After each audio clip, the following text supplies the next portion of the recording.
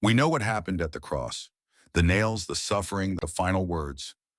But there's something we don't often stop to think about. What happened after? Not just the resurrection, but the silence that came after it. And more importantly, what Mary might have felt. Because sometimes the deepest moments in the Bible are the ones we're not told directly. Think about this. Mary watched her son die, not from a distance, but up close. She stood there, helpless, watching everything unfold.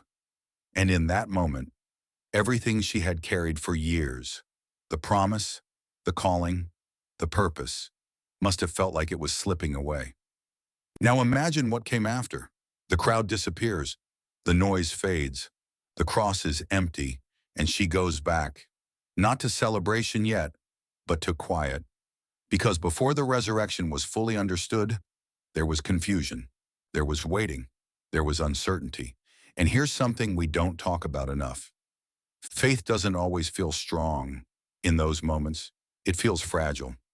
Mary had been told who Jesus was. She had seen the miracles. She had heard the words, but now she had also seen the cross. And when you see something like that, it changes you. Now we know how the story ends. We know about the resurrection. We know about the victory. But Mary had to live through the moment before that clarity came. And maybe that's where we connect with her most.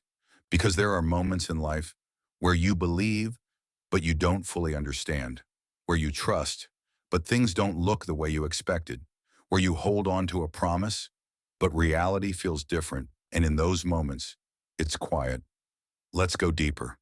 After the resurrection, Mary is mentioned again, just briefly, in Acts 1:14, praying with the disciples. That's it.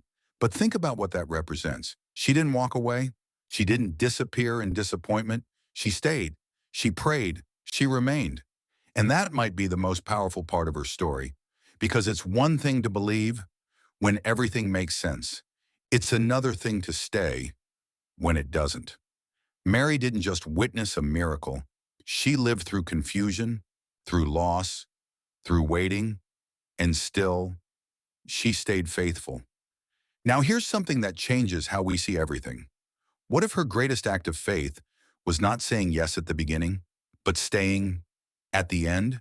Because saying yes when everything is exciting, that's one kind of faith. But staying when things are quiet, when things are unclear, when emotions are heavy, that's a deeper kind of faith. And that's the part we rarely talk about. Now think about your own life. There are moments when things feel clear, when faith feels strong, when everything seems aligned, but there are also moments when it feels quiet, when prayers feel unanswered, when you're not sure what's next. And in those moments, it's easy to think something is wrong. But what if you're just in a different part of the story? Mary's life didn't end at the cross, and it didn't peak at the miracle. It continued in quiet faithfulness. And maybe that's the message we need to hear, that not every season is loud, not every moment is dramatic, and not every step is clear, but faith is not proven in the spotlight. It's revealed in the quiet. So what might Mary have felt? We can't say for sure, but we can see what she did. She stayed, she prayed, she remained. And sometimes that's enough. If this spoke to you, comment Amen. And follow for more Bible wisdom that helps you see what's often overlooked.